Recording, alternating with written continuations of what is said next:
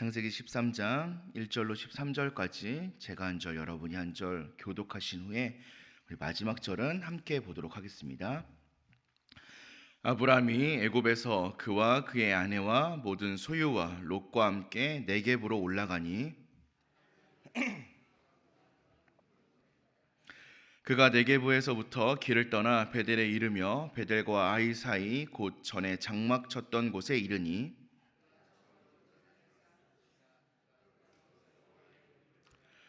아브라함의 일행 롯도 양과 소와 장막이 있으므로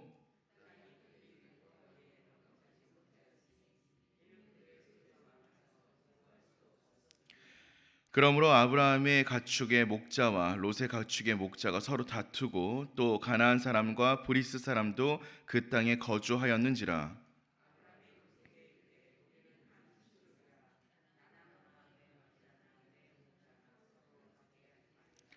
내 앞에 온 땅이 있지 아니하냐. 나를 떠나가라. 내가 좌하면 나는 우하고 내가 우하면 나는 좌하리라.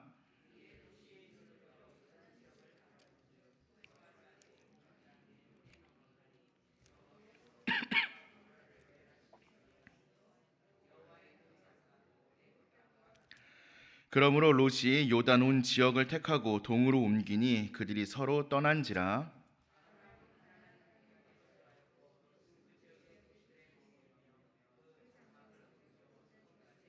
함께 보시겠습니다. 소돔 사람은 여호와 앞에 악하며 큰 죄인이었더라. 아멘. 우리가 세상을 살아가면서 겪는 갈등과 다툼들이 있습니다. 그런데 이 갈등과 다툼 가운데 대부분의 이유는요, 우리가 가지고 있는 이기적인 마음과 행동으로 말미암을 때가 참 많이 있는 것 같습니다. 오늘 말씀에서는 아브라함과 롯이 그들에게 일어난 갈등을 해결하는 모습을 보여주고 있는데요. 이 모습들을 보면서 우리에게 일어나고 있는 갈등, 또 우리에게 있는 다툼, 우리는 어떻게 해소하고 어떻게 화평하게 이룰 수 있는가에 대한 지혜를 나누고자 합니다. 먼저 우리는 오늘 아브라함의 모습을 보면서 갈등과 다툼의 원인을 제거할 수 있는 사람이 되어야 할 것입니다. 오늘 말씀에서 아브라함은 조카 롯과 동거하고 있었다라고 이야기합니다.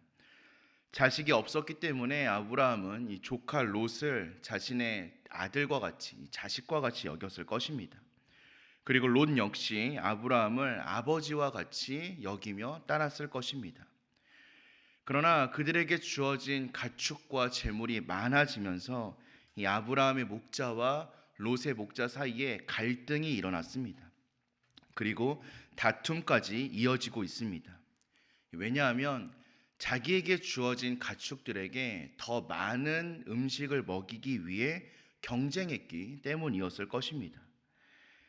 아브라함은 이 모습을 바라보면서 친족 간에 이런 문제로 다투는 것이 좋지 않다라고 판단하였습니다. 그리고 차라리 서로 헤어지는 것이 좋겠다라고 결정하기까지 이릅니다. 그들의 갈등과 그들의 다툼은 물리적인 상황에서 비롯되었기 때문에 그 이유와 원인을 제거하려고 했던 것이었습니다.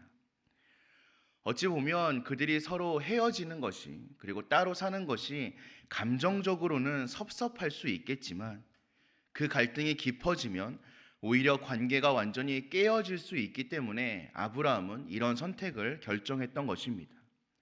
그리고 이것은 적절한 리더십으로 이어졌습니다.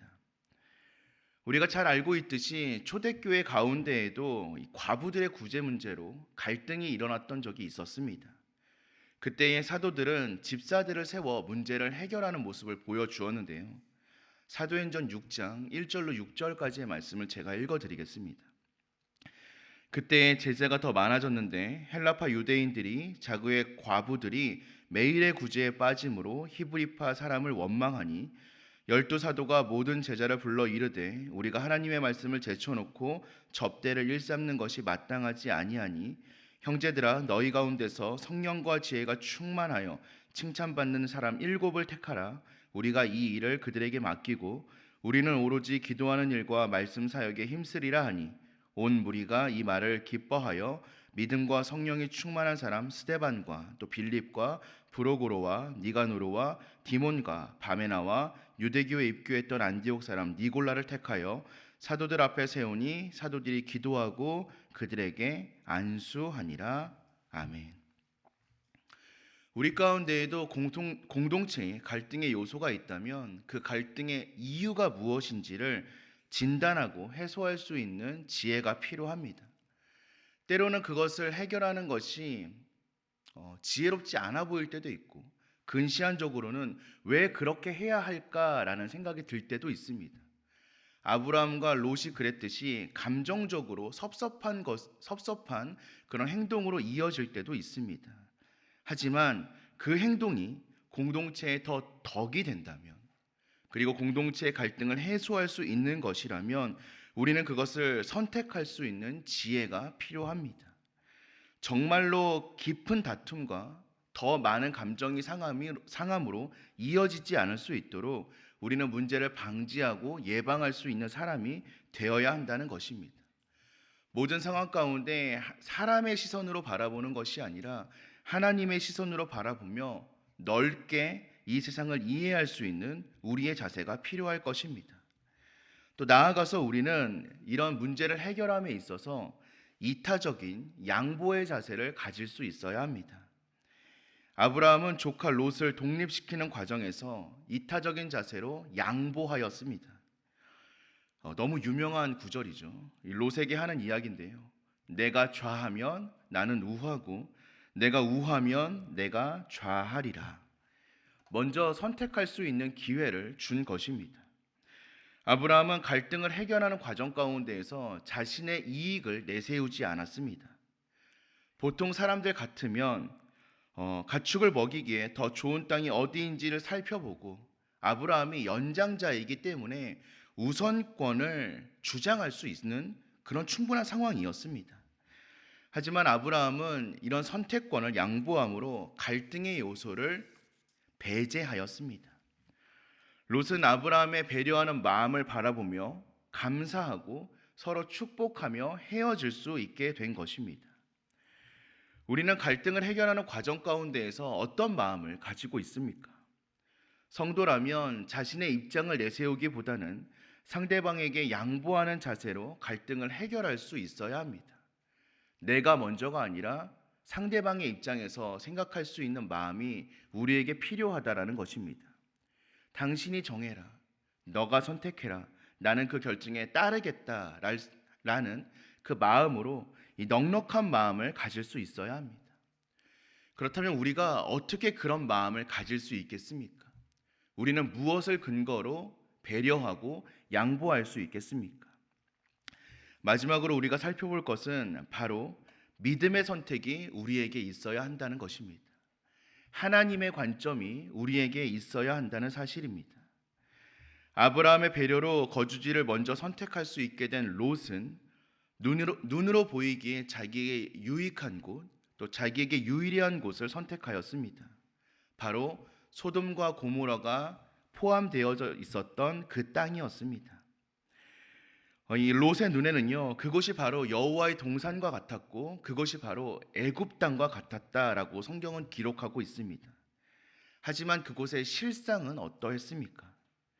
그곳은 죄악으로 가득하여 하나님의 심판이 임박한 곳이었습니다. 롯은 이 사실을 알지 못했던 것입니다. 그리고 그곳을 선택했던 것입니다. 하지만 아브라함은 하나님의 약속을 받은 자로서 어디로 가든지 하나님과 함께 하심이 자기에게 복이 됨을 인정하고 믿고 있었습니다. 아브라함이 롯과 헤어져서 가나안 땅에 거주할 때 하나님께서는 그에게 사방으로 보이는 모든 땅을 그에게 주겠다, 그리고 그의 자손에게 허락하겠다라고 약속하십니다. 하나님은 또한 그 땅에 거주하게 될 아브라함의 후손이 땅의 티끌과 같이 많아지겠다라고까지 약속하시며 축복하십니다. 그리고 아브라함은 이 하나님의 약속을 믿고 그 땅에서 여호와를 위하여 제단을 쌓고 예배하였습니다. 아브라함의 기준은 세상의 기준에 있지 않았습니다. 내가 보기에 저 땅이 척박한지 아니면 기름지고 있는지, 내가 저 땅으로 가면 농사에 혹은 자신의 가축에게 먹일 것이 많겠다라고 판단하며 선택하지 않았습니다. 아브라함에게는 확실한 믿음이 있었습니다. 어디로 가든지 하나님이 함께 하신다면 나에게 복이 될 것이다. 아브라함에게는 이 신뢰와 믿음이 있었기 때문에 여유로운 마음으로, 넉넉한 마음으로 양보하고 배려할 수 있었던 것입니다. 우리는 지금 세상을 살아가면서 선택을 하며 무엇을 기준으로 선택하고 있습니까? 우리는 여전히 환경과 여건을 바라보고 있지는 않습니까? 아니면 정말로 환경과 여건을 초월하며 언제나 어디서나 우리에게 복의 근원이 되시는 하나님을 바라보며 우리의 삶을 선택하고 있습니까? 우리가 주어진 상황과 환경에 신경 쓰지 아니하고 내게 주어진 그 자리에서 하나님을 예배함으로 하나님이 약속해 주신 그 복을 누리며 살아가고 있는 모습이 정말 우리에게 있는지 돌아볼 수 있는 이 기도의 시간이 되기를 소망합니다. 우리가 하나님을 신뢰하고 우리와 동행하시는 그 하나님을 붙잡을 수 있다면 내가 어디에 있든 내가 무엇을 하든 그곳이 바로 복의 근원이 될 줄로 믿습니다. 우리에겐 그 믿음이 있어야 하며 그것이 바로 복된 성도의 삶의 자세인 줄로 믿습니다.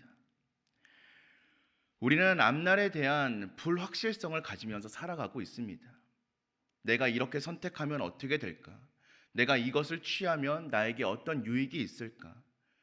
우리는 끊임없이 고민하며 살아가지만 사실 우리는 우리의 앞날을 알지 못합니다.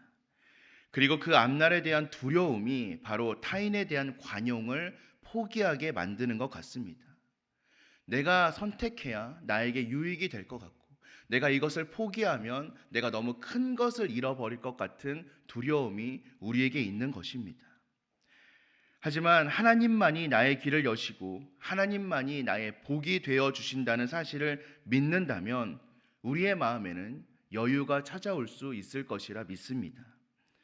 성도는 오직 하나님을 믿음으로 이웃에 대한 사랑과 관용을 베풀면서 살아갈 수 있어야 합니다. 우리에게 주어진 갈등을 해소하고 화평을 이루면서 살아갈 수 있어야 합니다.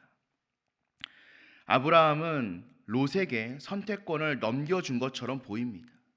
그래서 자신이 선택을 안 한 것처럼 보이지만 실상은 아브라함이 먼저 하나님의 나라를 선택했음을 우리는 기억할 수 있어야 합니다. 지금 우리는 무엇을 바라보고 또 무엇을 선택하면서 살아가고 있습니까? 우리는 정말 하나님의 나라를 선택하며 살아가고 있습니까? 아니면 우리의 눈에 보이는 이 세상을 선택하면서 살아가고 있습니까? 우리가 하나님의 나라를 선택할 때 비로소 사랑을 보여줄 수 있고 양보를 보여줄 수 있고 관용을 보여줄 수 있습니다. 내가 먼저가 아니라 당신이 먼저가 될 수 있는 배려와 양보의 넉넉한 마음은 우리가 하나님을 신뢰하고 하나님의 선택을 하며 살아갈 때 비로소 보일 수 있는 줄로 믿습니다. 오늘 하루 우리가 하나님을 선택하는 주님의 성도가 되기를 소망합니다. 우리에게 주어진 선택의 순간에, 우리에게 주어진 갈등의 순간에, 우리에게 주어진 모든 삶의 순간 가운데에서 내가 먼저가 아니라 당신이 먼저가 될 수 있는 배려와 양보의 모습을 보일 수 있는 저와 여러분들 되시기를 소망합니다.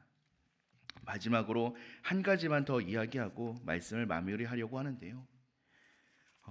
우리에게 주어진 이러한 문제들 가운데 정말 우리가 하나님의 사랑을 보여야 하는 가장 중요한 순간은 바로 가족들과의 모습에서 보여야 할 줄로 믿습니다. 사실 우리가 세상에서 만나는 다른 사람들과의 삶의 모습에서는 하나님의 모습을, 성도의 모습을 계속해서 보여주려고 노력하는 것이 우리에게 의지적으로 보이는데요. 가장 가까운 사이인 가족 간의 관계에서는 그러지 못할 때가 참 많은 것 같습니다. 하나님께서 우리에게 더해주신 가장 작은 신앙의 공동체, 가장 기본이 되는 바로 그 공동체에서 우리가 참 관용과 배려와 양보의 모습을 보일 수 있는 성도가 되기를 소망합니다. 그곳에서 진짜 우리가 사랑의 모습을 보이지 못한다면 우리는 세상 속에서 사랑의 모습을 보일 수 없습니다. 그러니 오늘 하루 우리에게 주어진 가장 기본이 되는 단위, 그 가족 안에서 사랑과 배려와 양보의 모습으로 나아갈 수 있는 저와 여러분 되시기를 주님의 이름으로 간절히 축원드립니다. 우리 함께 기도하겠습니다.